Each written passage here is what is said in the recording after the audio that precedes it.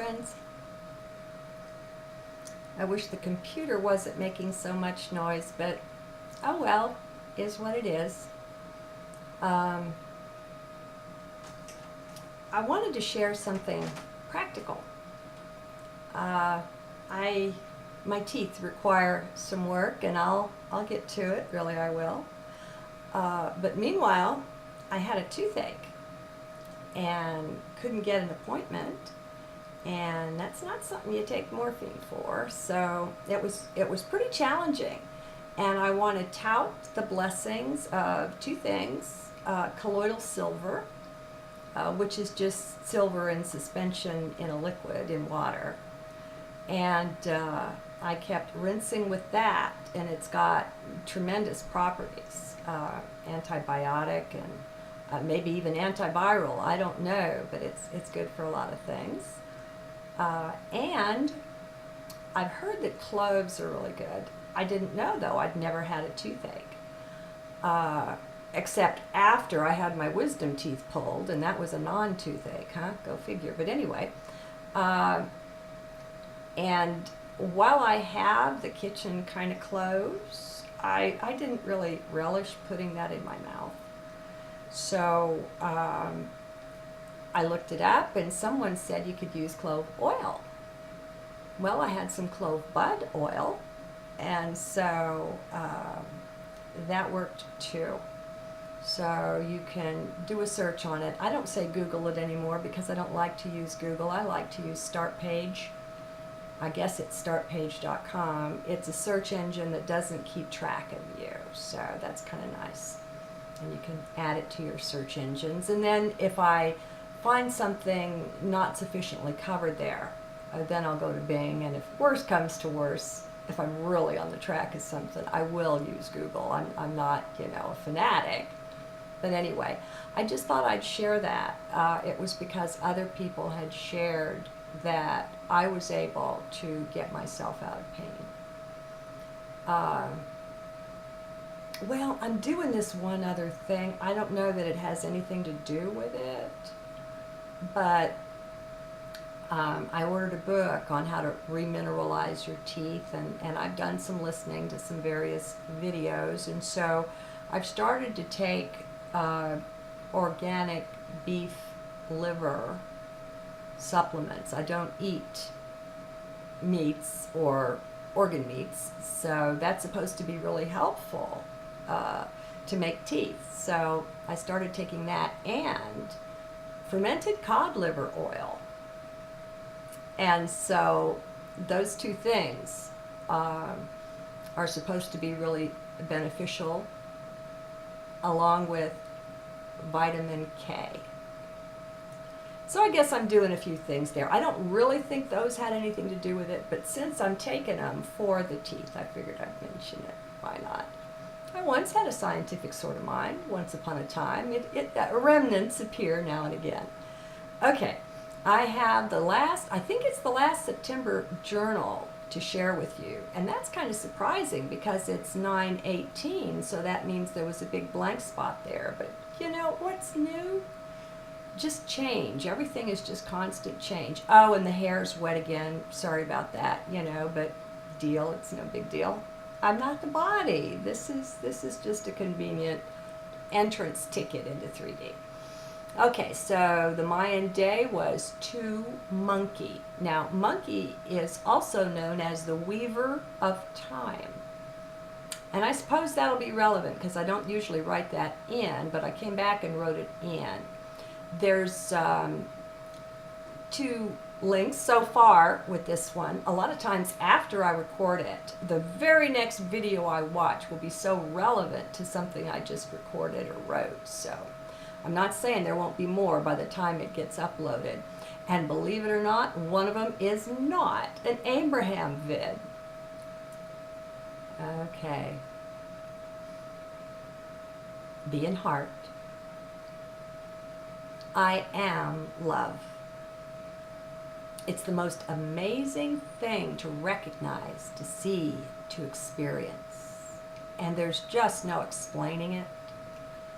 It's one of those whats that one just sees and accepts as we remove more and more of our limits, our old programmed beliefs, we step or float more and more into this, into the love we all are. After all, I am is the name we all go by, is it not?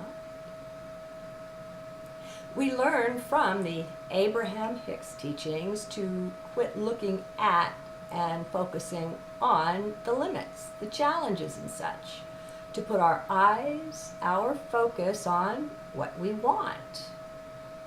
Many listen to that from the left brain, which is fine. So they go after the desires of the mind. Well, that's okay. Actually, it's fine for them, just not for all of us. When we hear them, Abraham, which is a plural, when we hear them from heart center, we hear something else, something deeper. We hear them from love, capital L. What are the desires, if any, of this love? Perhaps, like me, you'll say to simply find our way into being more of that. That doesn't make any sense. Just being that. Khalil Gibran did a fine job with the Prophet in speaking of that and so many other things. Yet, we are actually other things. Were they actually other things? Just gave myself away. Or were they extensions or further expressions of that love? Love of the divine sort encompasses all, simply all. Nothing that exists is or can be outside of that love. All beings, all life is enfolded, is held in the welcoming arms of that love. Now, of course, we can hold ourselves outside of perceiving it, but we can't make it not be present. Why can't we see this or see more of it? We must look within for the answers, my friends. There is simply no answer that doesn't abide there.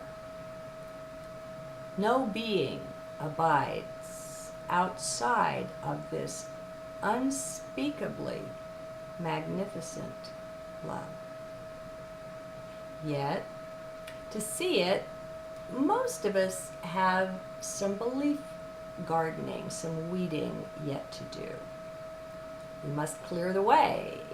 Oh, and get outside of the head, too. Mind will never, not in a zillion years, experience the fullness of that love. So, the first thing to do is set the intent to live from heart, to be centered at all times, whatever you call that. Now, you won't be, of course. In the realm of 3D, it seems that contrast is king, and yet we can move our point of balance ever closer to light. How, you might say? Seems to me it takes self-observation, becoming aware of our beliefs, and then choosing beliefs we prefer, letting those go that we don't. So in 3D, it seems to happen over time.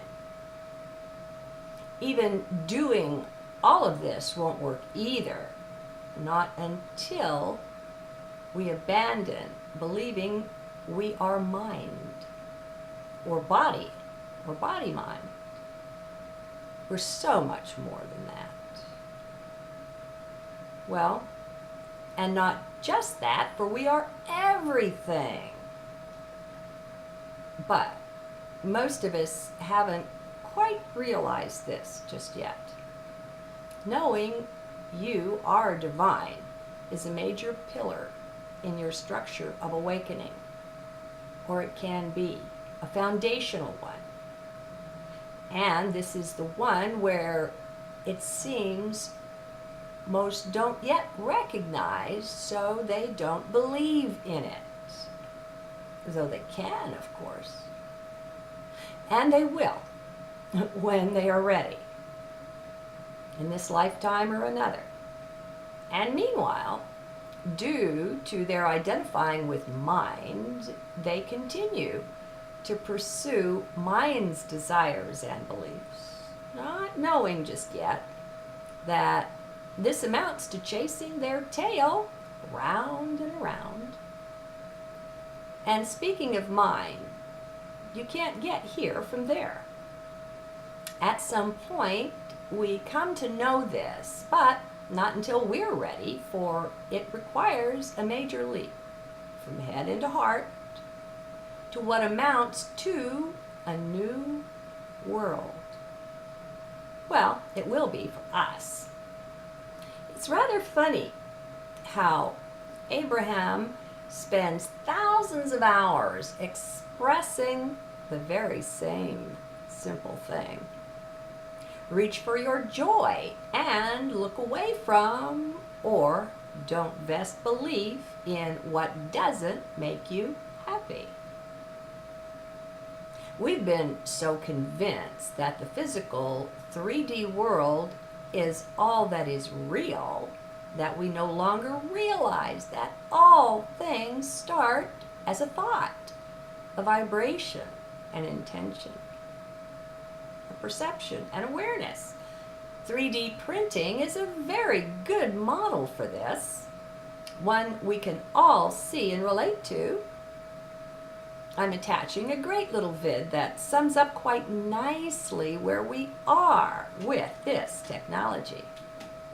When things are thought, they are created on the spot, vibrationally.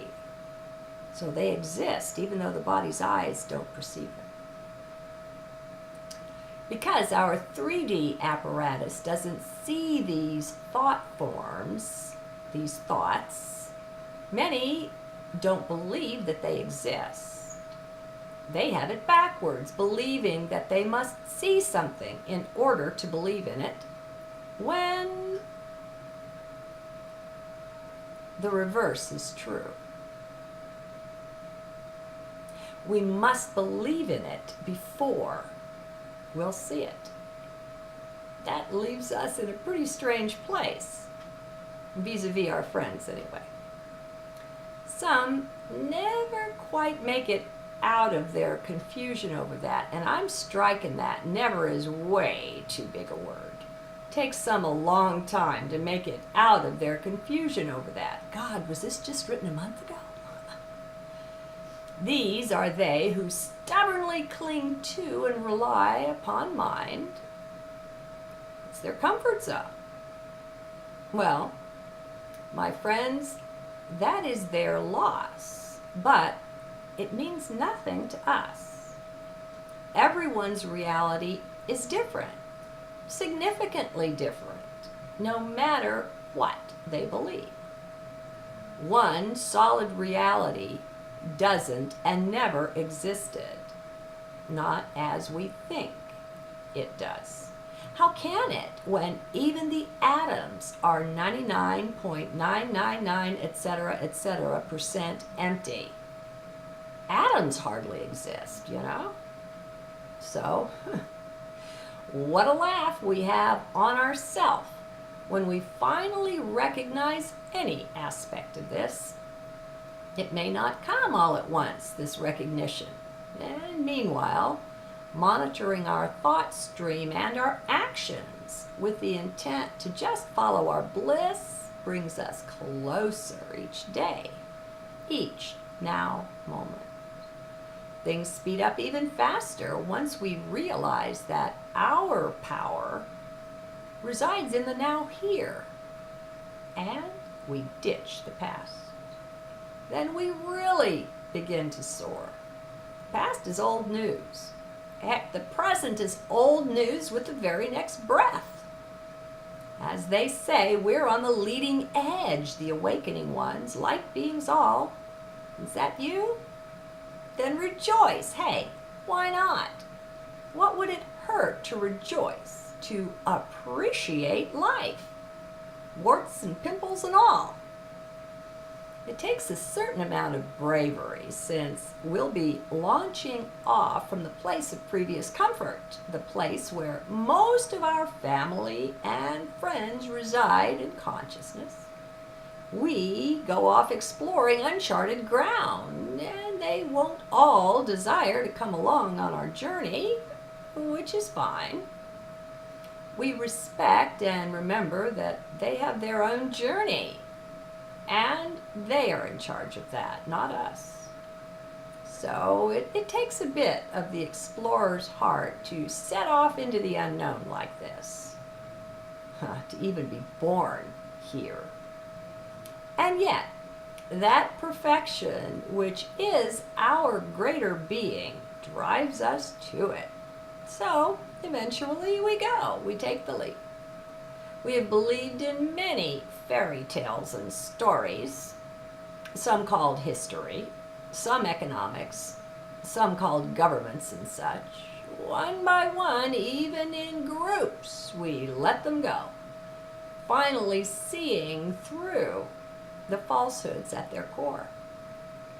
Things that used to be mightily important to us somehow lose their savor. Now they are dry. Now they are blah. We discover, to our surprise, how little we now care about them. Somehow we've moved on. Well, why not celebrate that? That can be enjoyed just like anything else. Give it a go.